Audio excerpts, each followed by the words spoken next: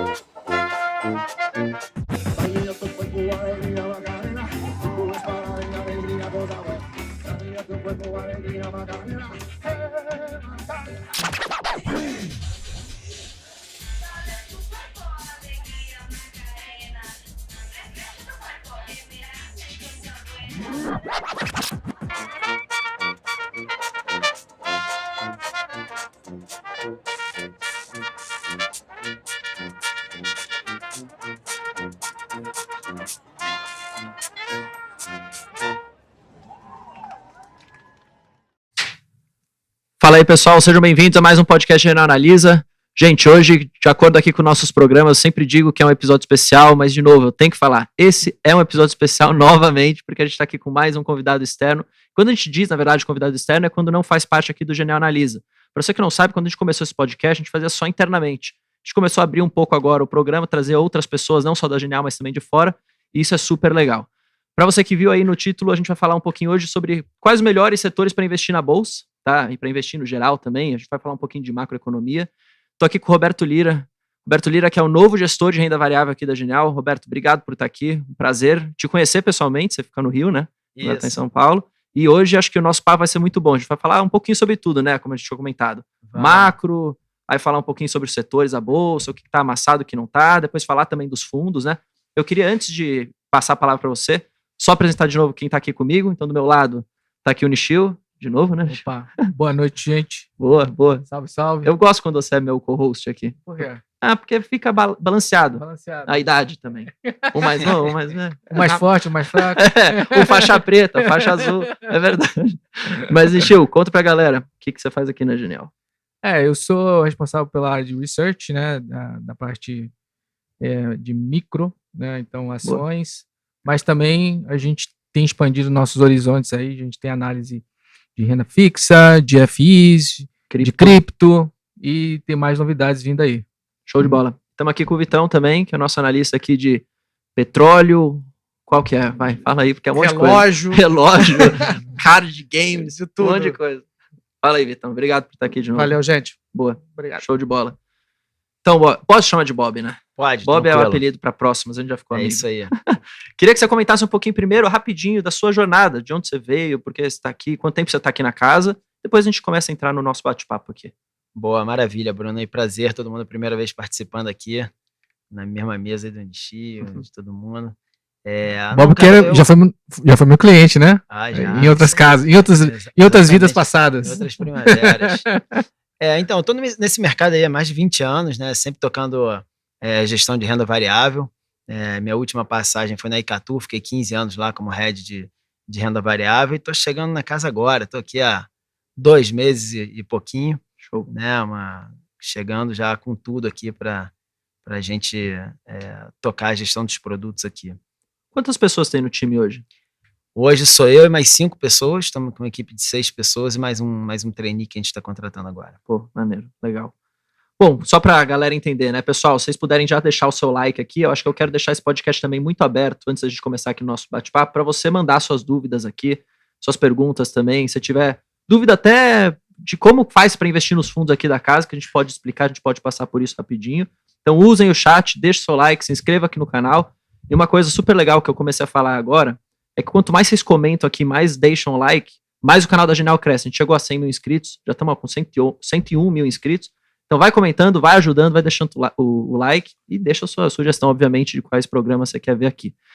Mas bom, Bob, como a gente tinha comentado antes aqui, offline, acho que a gente falou que a gente ia comentar um pouquinho sobre esse cenário macro, né? Para deixar todo mundo na mesma página. Então se a gente quiser começar assim, a gente entra com umas perguntas, depois a gente fala, obviamente, de bolsa. Sua visão macro, né, do cenário de hoje.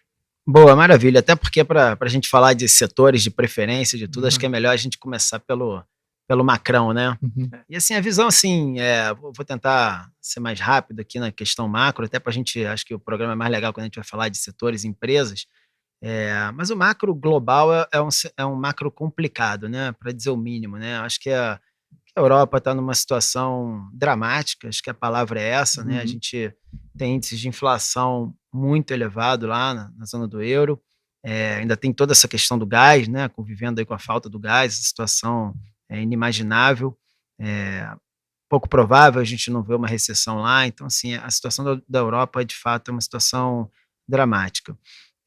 Os Estados Unidos, né, a gente também vê índices de inflação muito resilientes por lá, patamar muito elevado.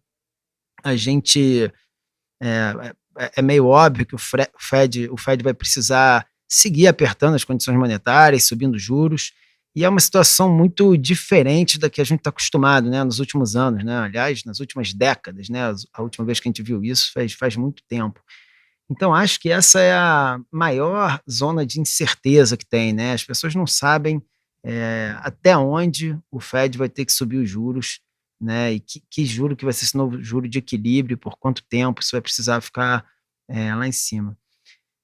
A China é uma situação um pouco diferente, acho que a China é mais capaz de estimular a economia, né? Talvez seja o único grande país que tem essa condição, mas mesmo eles estão num momento muito, muito complicado lá com a questão do Covid, né? A política de Covid zero. Então, até dali a gente não espera muito boas notícias no curtíssimo prazo. Mas acho que é um caso diferente, ali a gente pode voltar a ver crescimento bem mais rápido, assim, que a questão do Covid melhorar. E aí, quando a gente vem para Brasil, sinceramente, eu acho que a situação é bem diferente.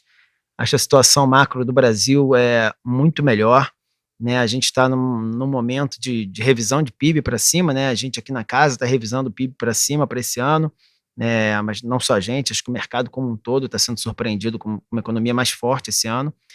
A gente realmente espera que a inflação vá começar a ceder nos próximos meses, né? O nosso cenário base é que o Banco Central já vai ser capaz de afrouxar as condições monetárias já a partir do início do ano que vem, né? O Brasil saiu muito na frente, né, na questão de aperto monetário, então a gente muito provavelmente vai ser capaz de começar a afrouxar as condições monetárias um pouco antes, né? Então a gente está relativamente otimista nesse sentido. E aí, ficando ainda no cenário interno, quando a gente migra já para o micro, né, a gente entende que o micro é bem bom também. E aí a gente já pode daqui a pouco começar a falar dos setores aí, né, mas a gente vê empresas muito saudáveis, gerando muito caixa, balanços muito fortes, né, como poucas vezes a gente viu. Acho que é um panorama macro mais ou menos esse, não sei se alguém quer Cara, eu tenho uma contribuir. pergunta que já vai ser um carrinho por trás. Já assim, pô, Que isso? chegando Mas na casa não, agora. mas é para atrair a audiência. É para atrair a audiência. Não, porque assim, já que você como gestor tem com certeza uma visão muito mais 360 que a minha. Porque você vê espaço para alguma coisa relacionada a risco sistêmico, você lê alguma coisa, porque o que acontece? Você tem alta do petróleo reduzindo a renda da população, um monte de notícias esquisitas saindo ali da China no que diz respeito à questão imobiliária, a Rússia ameaçando a Europa, né, com a questão do fornecimento de gás, a Alemanha correndo risco até de ficar com PIB negativo, dependendo de como for o corte do gás. Aí tem toda uma história também do mercado imobiliário, não só chinês, mas parece que americano também, à medida que as curvas de juros sobem. Existe algum trabalho, vocês, assim, como gestor, vocês pensam mais ou menos dessa maneira? Tem alguma coisa que vocês acompanham nesse sentido? Vamos lá, assim, acho que risco sistêmico talvez seja uma palavra muito forte, assim, acho que existe um risco claro de recessão, né, como eu falei aqui, acho que a recessão está meio que dada, né, um cenário meio base já para todo mundo na Europa, algumas pessoas já também como cenário base de recessão nos Estados Unidos. É muito fácil quando você está meio que no meio do olho do furacão, né, com as taxas de inflação que a gente está vendo, com um conflito em andamento, né, uma guerra, né, é muito fácil a gente traçar cenários muito pessimistas, mas eu acho que a gente tem que tomar cuidado com isso, assim. Eu acho que existe um cenário que, na minha opinião, seria o mais pessimista de todos, que é a gente conviver com uma recessão por um período um pouco mais prolongado do que as pessoas estão estão colocando na conta. Mas, sinceramente, eu acho que são ciclos. Assim, eu não vejo um risco absurdo, um risco sistêmico, coisa do tipo. Por exemplo, você falou da China, né, do mercado imobiliário. Eu acho que a China é totalmente capaz de reestimular a economia, né? Acho que o PIB ali é muito na mão do controlador, né? Assim, eu não atribuo uma probabilidade muito grande para um risco sistêmico, não. Ótimo. A China acho que pode ser uma surpresa positiva até, né? De Exato. repente. Eu acho. Não, assim, a Covid é uma coisa que não vai ficar Para para sempre, né? Ao contrário da Rússia, que deve ficar, mesmo terminando a guerra, por um tempo ali meio que parada, né? Boa. Na verdade, eu queria já trazer um pouco do ponto para a gente entrar nessa questão dos setores, porque o macro tem pesado muito para ativo de risco. As ações em geral, né, não só no Brasil, mas acho que no mundo inteiro tem caído bastante. E aí fica sempre aquela questão, né? Pô, tá tudo muito barato. Mas até quando vai ficar barato, né? E qual que é o barato que é bom e tá barato por conta macro? Qual que é o barato que tá barato porque tem que estar barato? Igual o Vitão às vezes acaba comentando, pô, isso aqui é ruim, tem que ser barato mesmo.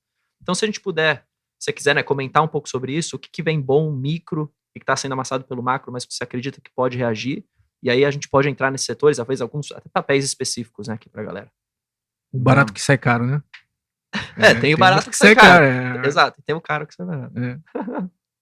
Assim, aí de novo, assim, acho que no cenário macro, né, acho que o que a gente tem que ver, que vai pesar, por exemplo, olhando para commodity, né, esse cenário todo que a gente traçou aqui de eventual recessão global, ou mais na Europa até, mas de certa forma até quase que global, é de fato um fator que deveria jogar preços de commodity para baixo. Inclusive a gente já viu isso acontecer aí ao longo do último mês.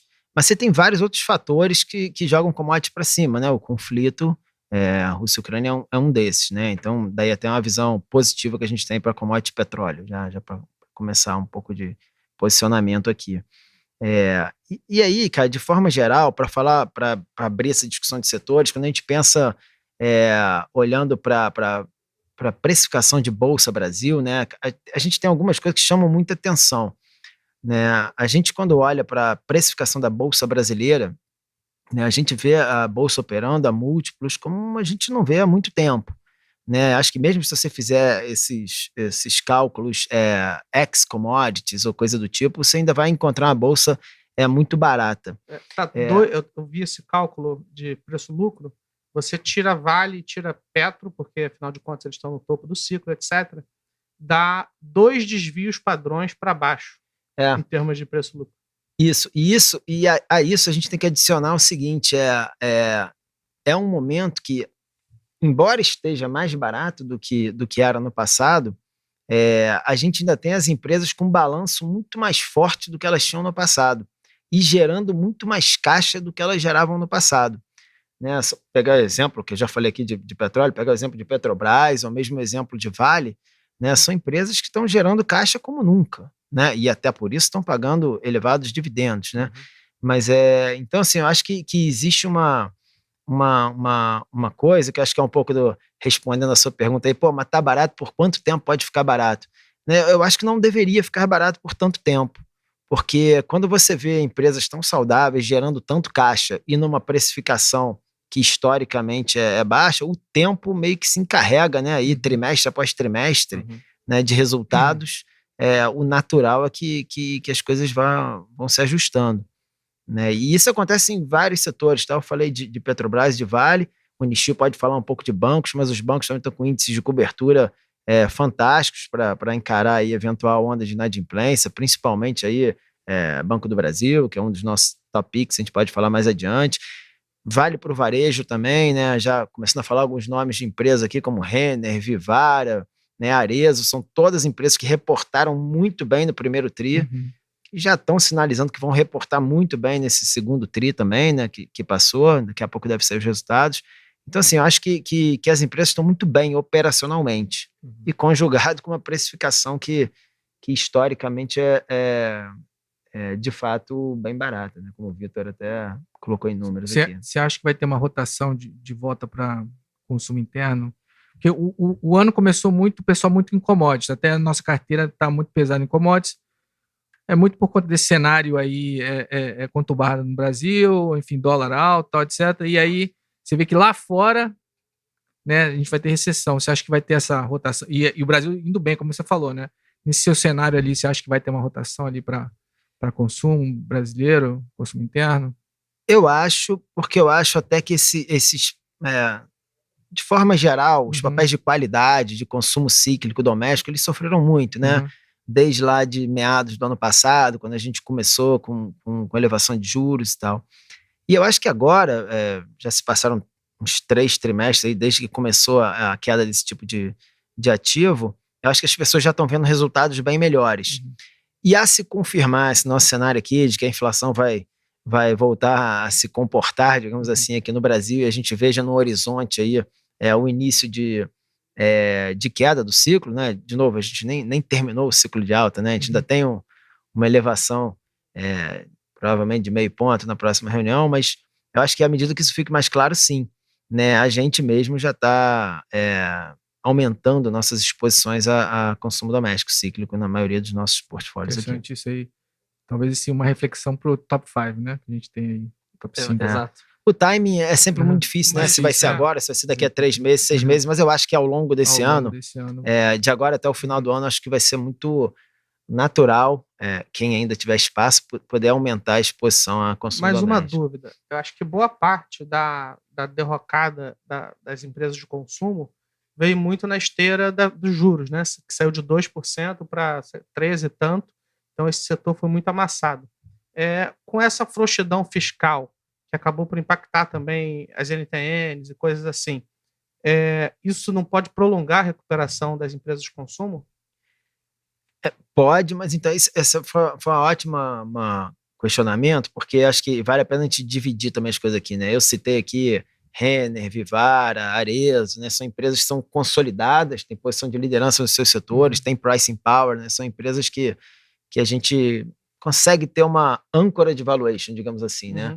Quando você vai para empresas de e-commerce ou de tecnologia, enfim, aí o papo é um pouco diferente, na minha opinião. A gente não está otimista ainda com esses setores, né? No setor de e-commerce, a gente acha que a competição é muito cruel ainda.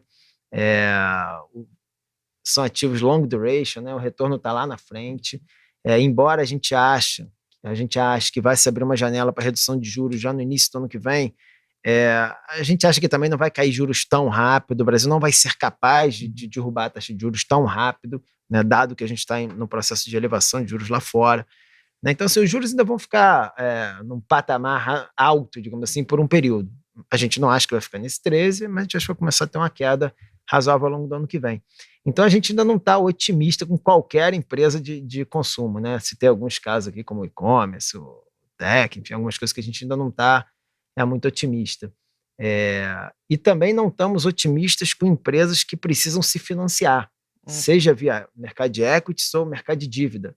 Né? Se a empresa precisa se financiar para cumprir seus CAPEX de crescimento, né, a gente está evitando um pouco juros também. Aí altíssimos.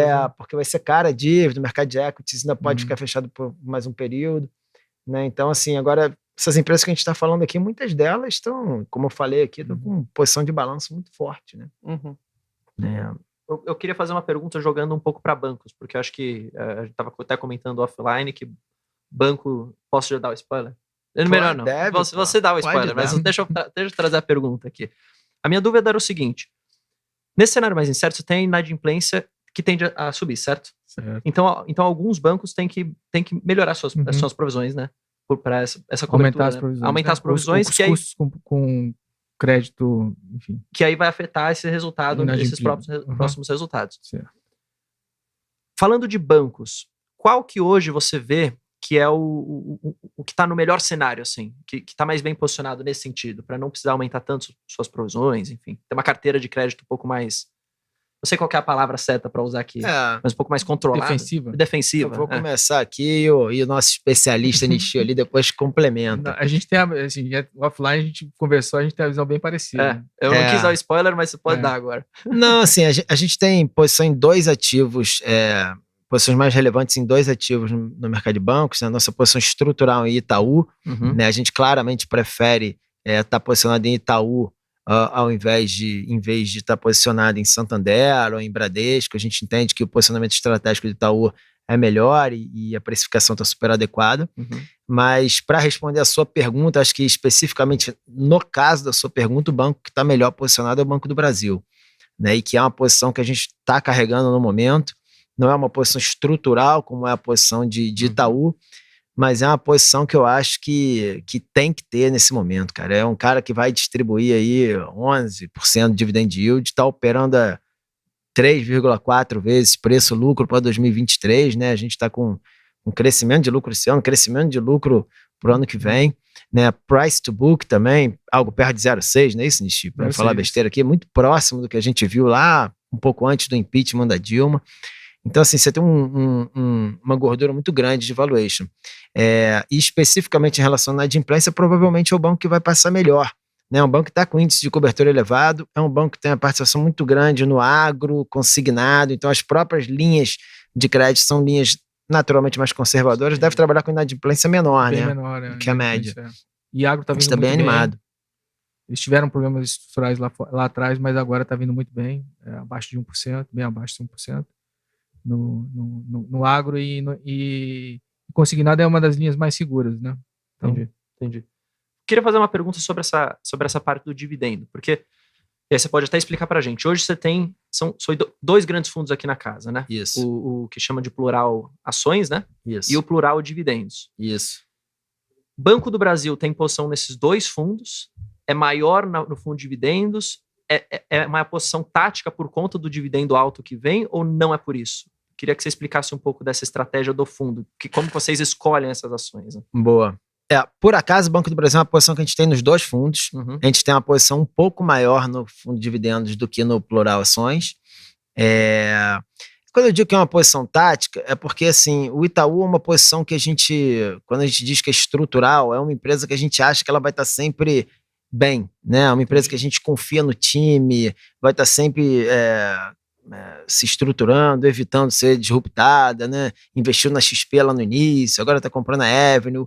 Assim, é um time muito bom e que está sempre se reinventando. Então, é um ativo que provavelmente a gente quase sempre vai ter na carteira em posições menores, maiores, dependendo de precificação, né? E Banco do Brasil não. Banco do Brasil eu acho que é uma posição mais oportunística, né? Você não tem o posicionamento estratégico do banco, é um posicionamento muito interessante, mas toda hora você tem mudança de time, né? Muda governo, muda time, às vezes dentro do mesmo governo muda o time algumas vezes. Então é só essa diferença aí quando a gente fala de estrutural e tático.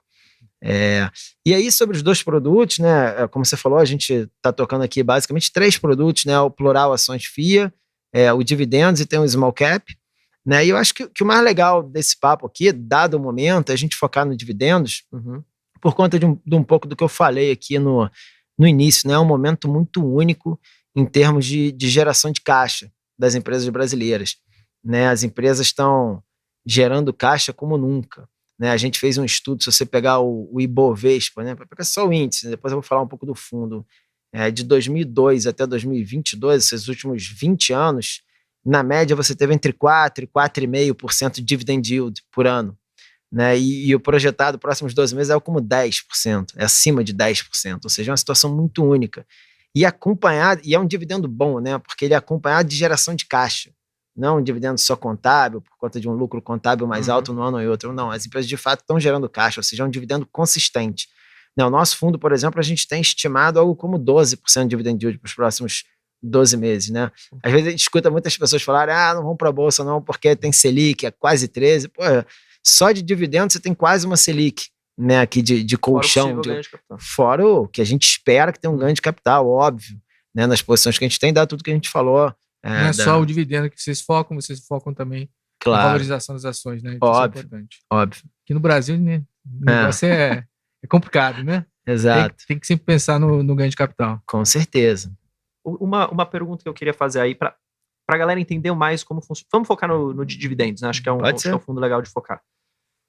Como que vocês separam hoje essa questão mais de peso para as empresas, né, e para os setores? Então você tem banco, né? Você acabou falando do Banco do Brasil, você tem Petrobras, né? Essa parte de oil and gas, que mais vocês têm? Você tem essas posições também em consumo, como você falou? Como que está dividido isso, assim, um pouco dos papéis? Não precisa abrir os números exatos, mas se você quiser falar desse panorama geral, pessoal. Acho que primeiro é legal falar assim, a forma como a gente te escolhe as ações, né? Uhum. E como a gente decide investir, né? Tem 2 tipos de investimento em empresas de dividendos, né? O mais óbvio são as empresas mais cash cow, né? As empresas que já estão estabelecidas, já têm uma posição importante nos seus mercados, estão em businesses muito estáveis, né? E basicamente são previsíveis. Empresas de utilities, né? Energia elétrica, telecom. Então é natural que a gente carregue um pedaço do portfólio nesse tipo de empresa. Então a gente tem por volta de 20% do portfólio em empresas de energia elétrica. Né? A gente tem aí Eletrobras, Equatorial, Engie, CPFL, basicamente essas 4. A gente tem uma pequena posição em Vivo, já foi maior por valuation, a gente andou reduzindo, né, em telecom. Então a gente tem um quarto, um terço do fundo, assim, empresas que mais maduros, são empresas que a gente não espera um grande crescimento de lucro, nada disso, mas são aquelas empresas que vão te pagar 8%, 9% de dividend yield, em alguns casos, com dividend yield crescente ao longo do tempo, enfim. Mas a gente não espera muita novidade, muita volatilidade. E a outra parte da carteira, a gente foca no que a gente chama aqui de dividend growers, né? São as empresas que algumas delas já pagam dividendos muito elevados no curto prazo, né, e a gente se apropria disso, a gente tem uma posição em Vale, a gente tem uma posição em Petrobras, mas nesse caso a gente está pouco preocupado com o dividendo atual. Né? Quando a gente está escolhendo empresas e que a gente está chamando aqui de dividend growers, a gente está muito mais preocupado com a capacidade de geração de caixa daquela empresa. Né? Qual é o free cash flow yield dela, né? O yield da geração de caixa. Né? Então, assim, se a empresa gera caixa de forma consistente e isso é crescente ao longo do tempo, ela naturalmente vai ser uma boa pagadora de dividendos e vai ser um dividendo que a gente chama um dividendo saudável, né? Um dividendo que vai ser consistente ao longo do tempo e é daí que vem o valor. E aí entra empresas como Renner, empresas como Vivara, entra os bancos, também tiver alguns crescimento. Posso fazer uma pergunta? Tem uma, claro, pelo menos o que eu acho, você e o Vitão vão poder me corrigir. Por exemplo, a Alupar. Está ali no setor de energia e transmissão. E ela hoje não paga bons dividendos se você compara a outras transmissoras, mas ela é uma empresa que, pelo menos, a previsão, né, que tende a melhorar esses dividendos. Tem alguma opinião sobre a Alupar, do porquê que ela não está no fundo? Por que ela não poderia ser considerada essa dividend grower, como você falou? Ela pode ser considerada, já esteve no fundo, agora não está por questão de momento, né? Lembra que as escolhas de ações são sempre meio relativas, né? A gente não pode... Sempre relativo. É sempre relativo. Então é um ativo que a gente gosta, poderia ser uma opção, apesar de, como você bem falou, apesar de não distribuir tanto dividendo no curto prazo, ela, a partir de 1 ano, 2, vai distribuir bastante, o Vitor pode falar melhor. Mas aqui o convidado tem a prioridade. Eu tô aqui quietinho, eu falo muito. Eu acho que ela pode estar bem próximo de um turning point aí, de começar a distribuir mais. E aí, só para continuar nas transmissoras, a gente já foi holder de Taesa também por um bom período. No momento a gente não está, a gente está vendo uma TI real muito baixa por ativo. A gente gosta da empresa, mas não se justifica para a gente. A gente encontra um valuation muito baixo, né? A gente espera um retorno real em Taesa abaixo da NTNB de longo prazo, então não faz sentido nenhum, né? A gente investir no ativo, né? Mas a gente gosta do ativo, mas... Vocês podem fazer short no fundo, não? Não. Nosso fundo ele é long only e adaptado aí para resoluções de investidores institucionais também. Enfim, a gente não faz short. Uma outra dúvida em relação... Alavancagem também não. Uma outra dúvida que eu tenho em relação a eventuais pagadores de dividendos. E a Sanepar, o que você acha? A Sanepar é um caso curioso, né? Porque não só a Sanepar, mas vale para o setor de saneamento como um todo, né? As empresas listadas, elas são todas estatais, né? Estaduais, né? Não só estatais, mas estaduais. E é um setor que tinha tudo para ser mais previsível, né? E entregar uma taxa de retorno real consistente no longo prazo. Mas acaba que, embora seja um setor que poderia ser muito previsível pelo produto que ele vende, né, acaba não sendo, né? As revisões tarifárias são sempre bem confusas, né, bagunçadas. A gente vê um ativo de saneamento cair 15% num dia, 20% num dia, como a gente viu aí uns 3 ou 4 anos atrás, algumas vezes, né, seja com Copasa ou Sanepar. Então, para a gente acabou ficando meio fora, assim. A gente não é um ativo que brilhe nossos olhos, assim, tem opções melhores, na nossa opinião, assim. Né, você vê a própria... o veículo como Equatorial pode está em saneamento em algum momento, já está em transmissão. É engraçado. Eu particularmente acho que o melhor veículo para se jogar o crescimento secular de saneamento não são as empresas de saneamento. É uma empresa de energia, que no caso é a Equatorial. É isso. Eu acho que quem vai botar a faca no dente aí para dentro e fazer crescimento, entregar resultado é a Equatorial, não são essas três empresas. Ou então, quando a janela se reabrir e você vê uma BRK ou as empresas, outras empresas privadas de saneamento entrando no mercado. Né? Você tem algum call político para essas empresas de saneamento? Você acredita que uma ou outra vai ser privatizada nesse próximo ciclo? Ah, cara. Quem convidou ele, então? eu tenho que fazer espuma. Não ideia, eu tenho que. Você, né? Eu sou a voz do povo. A gente chamou o Vitão porque ele sempre traz as perguntas polêmicas. Polêmica. Já levou cartão amarelo no início, agora é vermelho. O pessoal adora as polêmicas. Não, mas eu não faço ideia mesmo. Se eu soubesse, eu responderia. Mas aí, no final do dia é um guess, né? Você tem algum call, Vitão? No fim, o Tarcísio, em tese, tem essa bandeira, né? O Tarcísio assumindo São Paulo, ele seria um cara que colocaria a privatização da Sabesp para frente. Mas, de novo, a dupla Dória e Meirelles tentou e não conseguiu. A gente entrevistou não sei se é óbvio isso também. A gente entrevistou aqui o Vinícius Poit, que é pré-candidato ao governo. Fez uma promessa no final do podcast, falou que se ele fosse eleito, ele privatizaria a Sabesp. Então tá aí a resposta. Então, olha. Mas não podia ser diferente do Novo, né? Exato. Se ele falasse diferente, alguma coisa estava errada. Mas enfim, o que eu... E aí, só interrompendo, só para eu não ter opinião, mas no caso de Minas, é mais complicado ainda, né? Porque tem que passar na Assembleia de Minas, tem que ser 2/3. Então, assim, é tudo muito complicado esse papo de privatização dessas empresas. A gente não gosta de fazer esse play, não. Saneamento vocês não tem nada, então? Nada. Já teve? Não. Não, já tivemos muito lá no passado, na outra casa, muito pouquinho. Até a gente vê que a previsibilidade não era o que a gente imaginava naquelas revisões. Eu tô com neutro em tudo, e assim, a expressão que define a minha opinião em relação a essas empresas é preguiça. Eu tenho preguiça dessas empresas.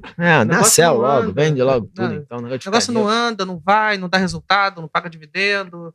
Aí o que era para ser previsível não é. Aí fica ali. Aí você perde uma energia, um tempo. E uma ou outra tem um gap de investimento também muito grande. A Copasa. Copasa, então. Eu até achava que a Copasa. Porque ano passado a Copasa investiu pouco, aí a dívida caiu e pagou um monte de dividendo. Eu até achava que esse ano ia ter, né? Pô, eleições e tal. Pô, não pagou. Ano passado eles ficaram com dividend yield de 20%. Mas por quê? Porque eles investiam pouco.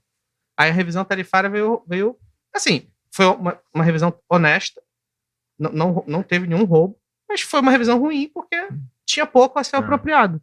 Então, assim, eu acho que a expressão que define o meu sentimento com saneamento é preguiça. É um setor que eu tenho preguiça. Não pode falar isso. Mas cara, eu faço a análise. Eu faço a análise. Faz o corpo mole, pô. Não, mas, cara, as empresas não vão para lugar nenhum, não pegam projetos. Quando tem notícia ruim. Entendeu? Assim, tudo bem. Agora tem setor que é assim mesmo. Não tem nem news flow. Não tem nem até tem. Assim, eu acho assim que a eleição dos governadores, o Tarcísio, o Zema. News flow agora, né? Em 4 anos tem news flow de 4 Eu acho assim que o primeiro ano da eleição é aquele ano que você tem tempo, tem força. E aprova as coisas que são mais amargas. Se não aprovou no primeiro, não vai. Então, assim, eu acho que é uma coisa para acompanhar ali na Copasa, principalmente, e no Tarcísio, caso ele seja eleito. Mas eu acho que é isso. Mas, assim, no final do dia, você gasta muita energia por uma coisa que não vai sair do lugar. Então, é por isso que eu tenho preguiça. Não é porque eu não trabalho em cima, mas é porque você tem muito esforço para pouco resultado. Tá perdoado. Mas só para deixar claro, pessoal, porque depois vai um louco, faz um corte e fala que o analista tá com preguiça de fazer. Você faz os modelos, você tem tudo. Mas é uma preguiça porque o setor não sai do lugar. Então é chato, entre aspas, de falar dele. Eu queria... Tem perguntas aí? Eu queria te trazer uma... deixa eu... Tem algumas perguntas, mas antes deixa eu fazer uma minha aqui que tem a ver com o que o pessoal tá falando.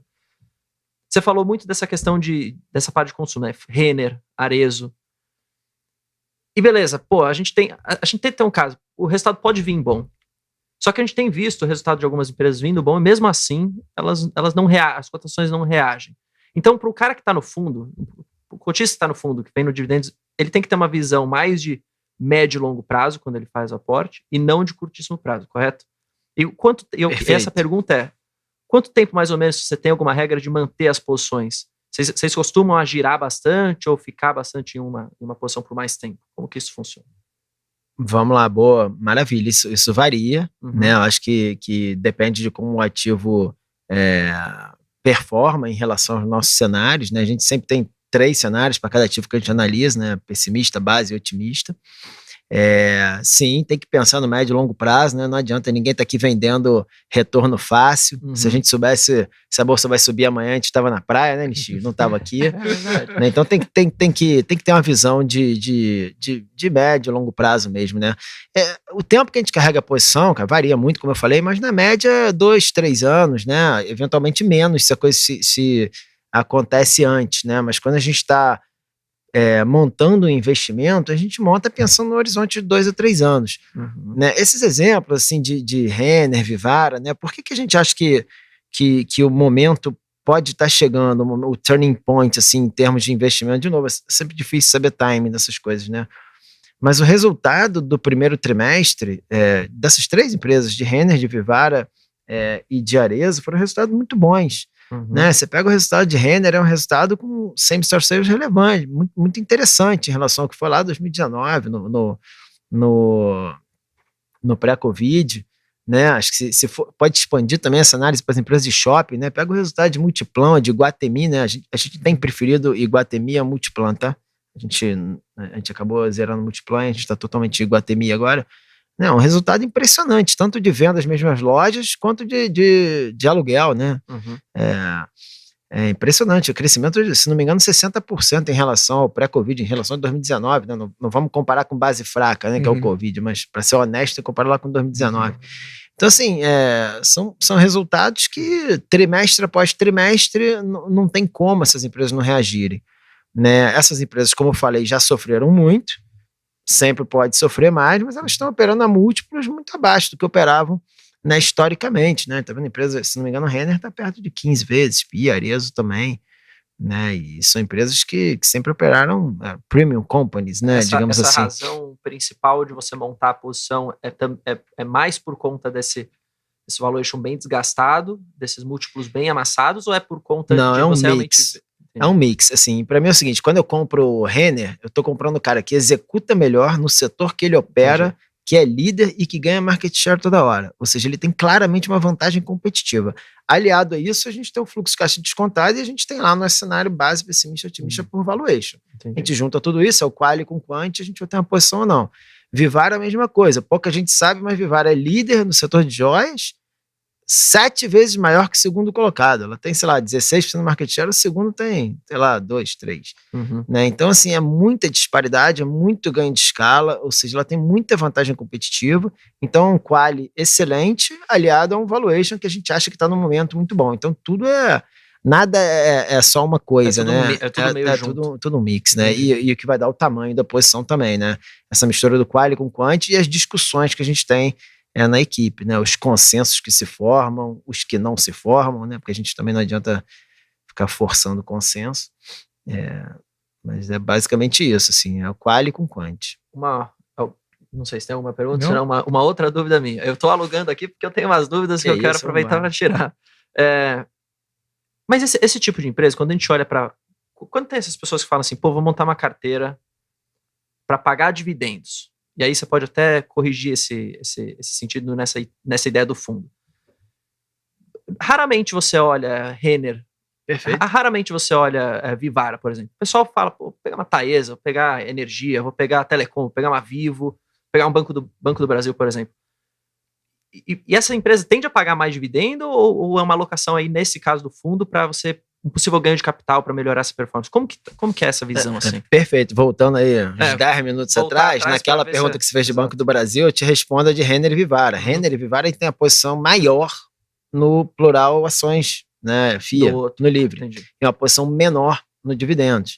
Né? A gente tem uma posição de, sei lá, 7,5% em Banco do Brasil, posições de 20% no setor elétrico, em Renner a gente vai ter 4%, em Vivara a gente vai ter 2%. Enfim, então são posições menores, justificadas pela geração de caixa dessas empresas, né? Vivara, por exemplo, Renner, por exemplo, tá caixa líquido, né? Sem dívida nenhuma, então com a geração de caixa muito forte, todo o crescimento que ela que ela vem fazendo com grana própria, né? Não está dependendo de financiamento para nada, nenhuma dessas empresas que a gente falou aqui. Então tem uma geração de caixa forte. Agora, realmente, para essas empresas, elas são dividend growers mesmo, né? A gente só vai ver o dividendo mais elevado, né? Tem um dividendo pequeno agora, mas o crescimento de dividendos vai ser forte, né? Eventualmente, daqui a 3, 4 anos, essas empresas vão estar distribuindo muito. Então, para deixar claro, pessoal, mesmo o fundo de dividendos, você tem esse mix. Tem essa liberdade, que lógico. já pagam bons dividendos hoje, ou tendem a pagar no curtíssimo prazo, e você tem essas que mais lá para frente tendem a pagar também. Aliado a isso, todo esse ganho de capital. É que às vezes o pessoal fica confuso e com muito dividendos. Importante, e muito importante para o fundo de dividendos também é a história, né? É o posicionamento estratégico da empresa, um pouco do qualitativo que a gente está falando aqui, né? Quando a gente falava, por exemplo, de Renner e Vivara, né? A gente se sente confortável com o time das duas empresas, a gente se sente confortável com o posicionamento estratégico, a liderança, o diferencial competitivo de cada uma dessas empresas nos seus setores. Então, tudo isso traz um pouco mais de previsibilidade, que é o nome do jogo, principalmente quando você está falando de fundo de dividendos. Por isso que esses dois ativos, que são muito óbvios, né? O Plural Ações FIA, nossas fundações livres, eles também são razoáveis, alocações no fundo de dividendos. Entendi. Mas eles nunca vão ser as maiores alocações no fundo de dividendos, né? Vamos falar de petróleo? Manda aí. Depois eu quero ouvir o que você está vendo de petróleo, o que você está acompanhando. A gente está... Quais são os nomes que você Dúvida, gosta? tá? Posso colocar uma dúvida antes da de Claro. petróleo? Bora. De novo, vou trazer as dúvidas aqui. É bom porque vai respondendo, pô, todo mundo vai tirando a dúvida. Rosolini... É assim, o Vitão fez várias lives aqui de petróleo. Então eu comecei a aprender muito de petróleo graças à live dele. E uma questão que ficava na minha cabeça, eu até fiz essa confusão na live que a gente teve aqui com um especialista em commodities. Mas, olhando para frente, numa possível... Tudo bem que a gente tem dois cenários, né? Um, que a gente tem essa guerra que pode pressionar os preços para cima, pela falta até de oferta, me corrija se eu estiver errado. E dois, a gente tem um cenário agora onde, de fato, você pode entrar numa recessão global que as commodities vão cair. Perfeito. Onde está o equilíbrio disso? Porque se o petróleo começa a cair, as empresas vão performar, vão gerar menos receita, vão gerar menos caixa. Perfeito. No outro cenário, tem menos oferta, esses preços devem subir, essas empresas devem melhorar. Então, onde está esse equilíbrio, assim? Como que você enxerga isso? Vamos lá, tô com medo de fazer você desaprender o que você aprendeu com o Vitor aqui. Eu não sou especialista Não, em eu tô quieto. Corrija se eu tiver falado alguma besteira. Não, vai lá. Não, você não falou besteira, só que você fez uma pergunta de $1 milhão. Eu não sei responder. Tô fazendo igual ele, daqui a pouco vai falar, quem chama esse cara? Não, é difícil saber o que vai pesar mais, e é curioso, né, especificamente, por exemplo... aliás, pesa de formas diferentes, né? Numa Petrobras ou numa 3R, por exemplo. Exato. Né? Por coisas que a gente pode falar aqui depois. Mas o que eu acho é o seguinte, cara, eu não sou especialista em commodities, tá? Eu queria deixar isso bem claro aqui. Especificamente no fundo de dividendos, que eu faço gestão, faço gestão dessa classe de ativos há mais de 15 anos. Foram muito raros os momentos que a gente carregou ativo de commodities dentro do fundo de dividendos, né? Porque por natureza, um ativo de commodity ele não é tão previsível, né? Quem sou eu para prever preço de petróleo, preço de minério, coisas do tipo. Né? Então, a gente só carrega papéis de commodities em fundos de dividendos quando a gente acha que a gente tem uma gordura muito importante, né? E são momentos únicos. Por acaso, a gente está aqui, na minha opinião, num momento único, né? Especificamente no caso de Petrobras, mas muito válido também para Vale.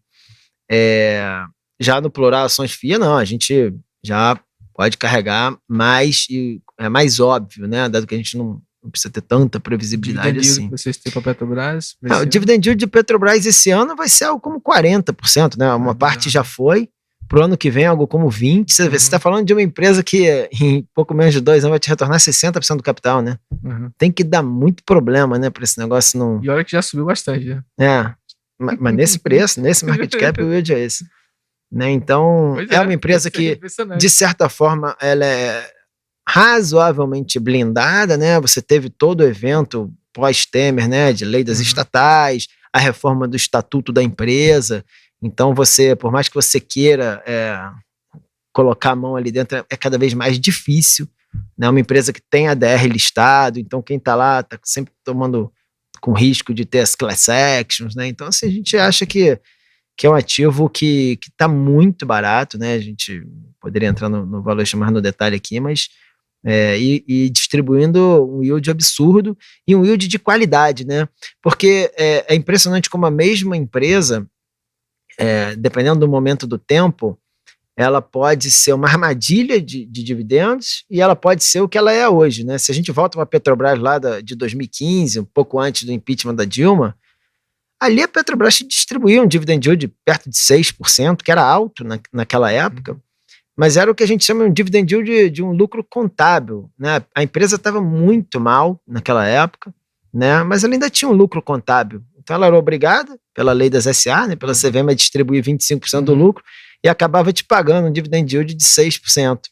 Só que a realidade é que ela estava com um free cash flow negativo, né? Então ela captava 17 bi de dólar com uma mão para te pagar dividendo com a outra, que o negócio claramente não é consistente, né? Isso lá Por isso hoje é completamente diferente. Sempre, né? Exatamente, hoje é completamente diferente. A empresa já atingiu o threshold de dívida dela e agora está cuspindo caixa. Então gera muito caixa, paga muito dividendo. É o dividendo consistente, né?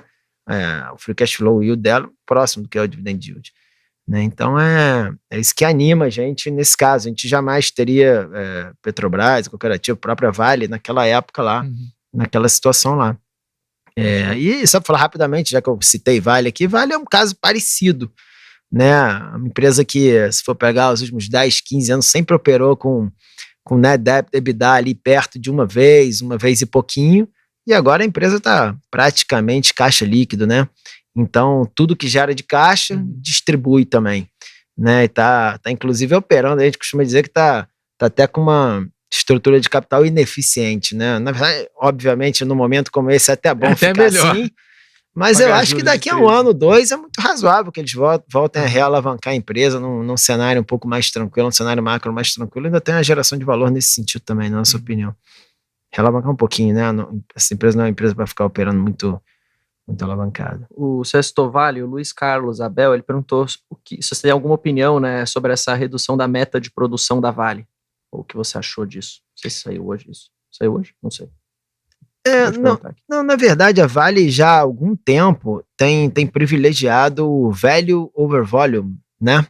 Eles não estão muito preocupados aí com a produção, com as toneladas em si só que vão ser vendidas, né? Eles eram muito cobrados a chegar às 400 milhões de toneladas lá no pré-Brumadinho e a grande verdade é que eles aprenderam que você fazer essa gestão, né, da quantidade que você coloca no mercado vis-à-vis o preço, né, que vai estar, tem sido muito benéfico para eles, né? É um mercado muito comandado aí pela Vale e pelas australianas, né? É uma commodity bem singular, muito única nesse sentido. Então não me preocupa não, assim, não tenho nenhum issue nesse sentido, e eu acho que o time da Vale tem feito isso muito bem ao longo dos últimos 2, 3 anos, entendendo qual é o ideal de se ofertar.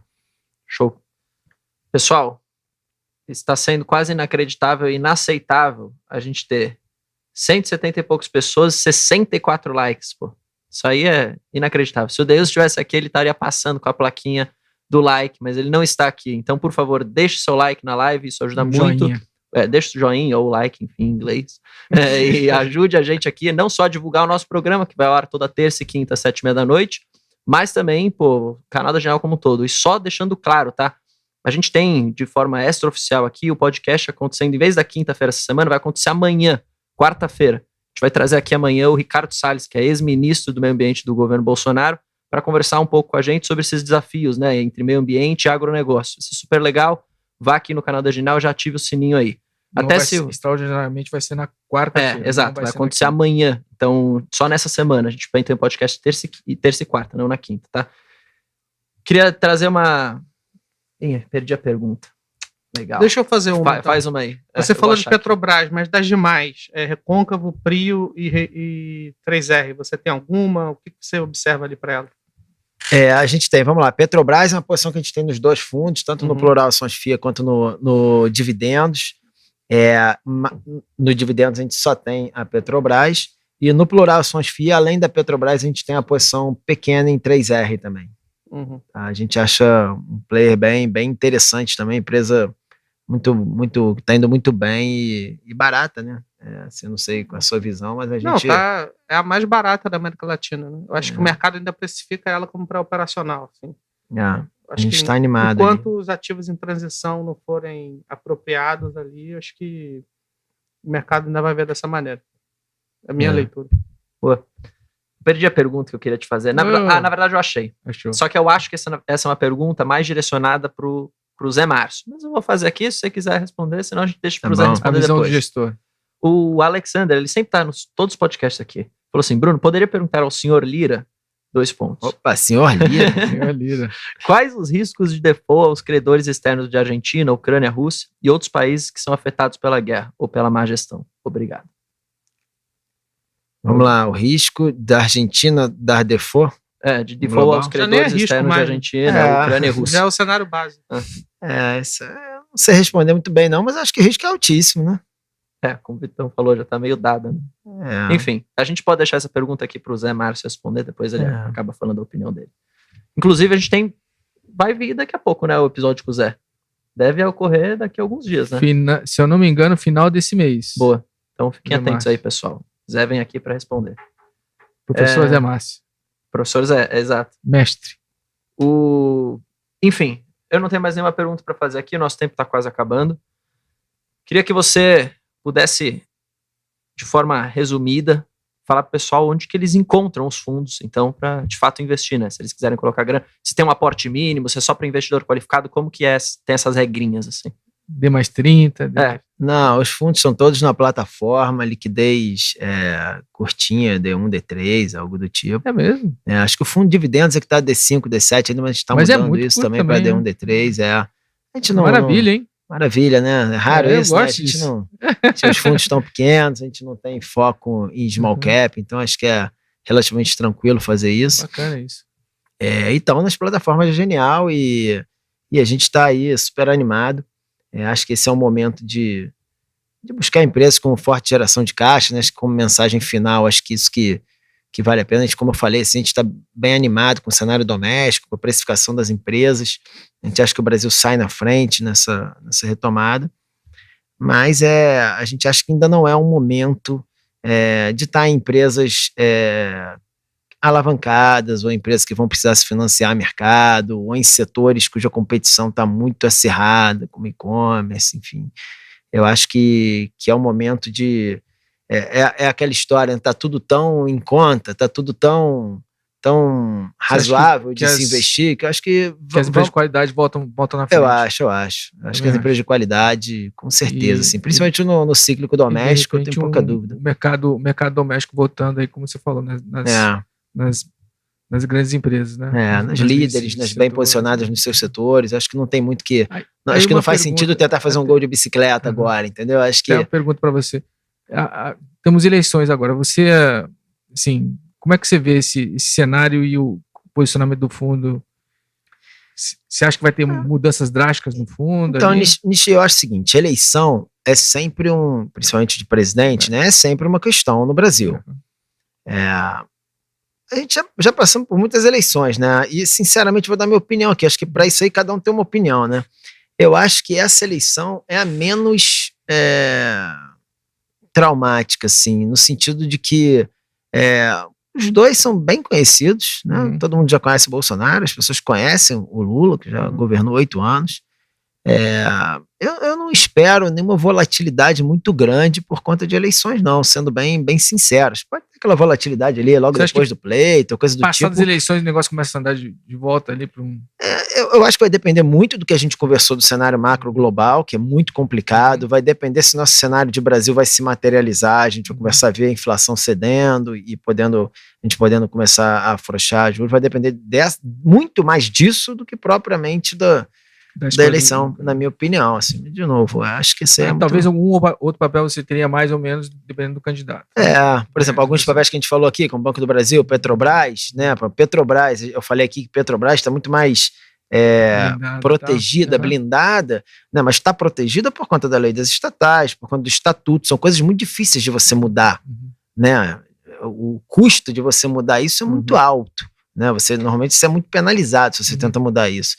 Mas você pode voltar a ter capex estrondosos, no Banco do Brasil você pode tem uma piora na seção de crédito, você sempre pode ter alguma coisinha em uma empresa ou outra específica, mas mesmo nessas empresas estatais, eu acho que a gente teve um avanço muito grande de 2016 para cá, 2017 para cá, né, começou no Temer, né, e eu acho que são avanços que é muito difícil você voltar atrás. Você não volta atrás numa lei das estatais, né? Acho que é muito difícil, assim como você não volta atrás num Banco Central independente, né? Tem passos que você dá que para você dar para trás o mercado te penaliza tanto que você desiste de dar esse passo para trás. Essa é a minha visão. Deus te ouça. Mas é um tema polêmico. Um tema polêmico, mas eu acho. Show de bola. Roberto, obrigado pela presença aqui. Foi muito legal de saber um pouco mais sobre a estratégia dos fundos da casa. Muito legal também saber dessas diferenças de um fundo para o outro, do que vocês olham, de como vocês olham. É super legal. E fica o convite, para você vir mais vezes aqui. É que você tá no Rio, né? Tô no Rio. Mas a gente vai fazer você vir para São Paulo de hora ou outra. Eu venho, de vez em quando eu venho. Boa, show de bola. Vitão, Nishio, obrigado também pela ajuda. Pessoal, eu queria falar diretamente com vocês, respondendo algumas questões polêmicas aqui do chat. É o seguinte, a gente como Genial, a gente tem o papel de trazer informação para você que investe. Para você que é investidor, você quer estar o mais informado possível. Então, o que a gente quer fazer aqui no podcast? A gente quer trazer o lado A e o lado B da política. Todas as pessoas, para vir conversar, para vir bater um papo aqui no podcast, para trazer as ideias. Goste a gente ou não, independe a minha opinião do que eu gosto ou não. Aqui a gente vai trazer todo mundo que quiser vir, vai ter o espaço para vir aqui conversar. E aí você, como investidor, você pode sentar, olhar aquilo e falar, pô, como é que eu vou tomar minha decisão? Gosto ou não gosto desse cara? E mandar suas dúvidas. Às vezes é até bom que venha alguém que você não goste, você manda aqui suas perguntas na lata pro cara, a gente faz aqui ao vivo. Então acho que isso é legal. O podcast, esse espaço de bate-papo, ele é bastante aberto para isso. E a gente é imparcial, lembrando, tá? A gente é imparcial como instituição, a gente tem nossas pesquisas presidenciais também, a gente não tem nenhum tipo de ingerência sobre isso, pesquisa, os convidados que vêm aqui, quem quiser vem, entendeu? Então eu acho que é um pouco isso. Vem amanhã no podcast, vai ser polêmico, vai ser legal, manda sua pergunta. Pô, não gosto de Ricardo Salles, manda aqui a sua pergunta para ele. Pô, gosto, manda também. A gente tem aqui sempre o papel de informar, de bater papo. Então a gente não nega o convite de ninguém, quem quiser, o convite está aberto ao vivo para qualquer tipo de político, candidato, ministro. Vem com a gente, vem bater o papo, vai ser super legal. E eu acho que é sempre importante lembrar que, independente de você gostar do candidato ou não, ou do político A ou B, ele está em uma posição de poder, tomando decisões que interferem no seu investimento. Então você tem que ouvir o que ele tem a dizer. Se você gosta do A ou do B, você coloca lá na urna. Agora, saibam que existem outras 200 milhões de pessoas votando também, escolhendo candidatos, e que vão tomar decisões que vão afetar. E às vezes, assim, até a posição dele não é tão ruim como você pensava, né? O candidato B ou A, ele não é bom, mas às vezes na política de governo dele pode favorecer um setor ou outro. Então é mais ou menos nesse sentido. Então, assim, não gostar da pessoa não faz o menor sentido, sendo bem sincero. E a gente, como uma casa que traz análise de investimento também, a gente tem que trazer todo mundo que possa interferir, como o Vitão falou. Independente seja o lado A ou do B. De novo, a gente é imparcial aqui, não tem posição nenhuma. Democrático. Isso é democracia no final das contas. Pessoal, tamo junto, a gente se vê amanhã na polêmica, a gente se vê. Valeu, amanhã, 8 da noite, beleza? Podcast, tamo junto. Valeu, um abraço. Falou. Tchau, tchau. Eu vou te dar 8 motivos para você se inscrever no canal da Genial Investimentos. Linguagem leve, acessível e descontraída. Conversa com grandes nomes do mercado. Mais de 11 mil vídeos sobre finanças. Mais de 6 horas de programação ao vivo. Análise independente e de graça. Para você que é trader, aqui é o seu lugar. Tire suas dúvidas na hora com os nossos especialistas. Informação de qualidade em tempo real. Estude com tecnologia de ponta para garantir o melhor conteúdo para você. Quer saber mais? Visite o canal da Genial e descubra um novo jeito de investir.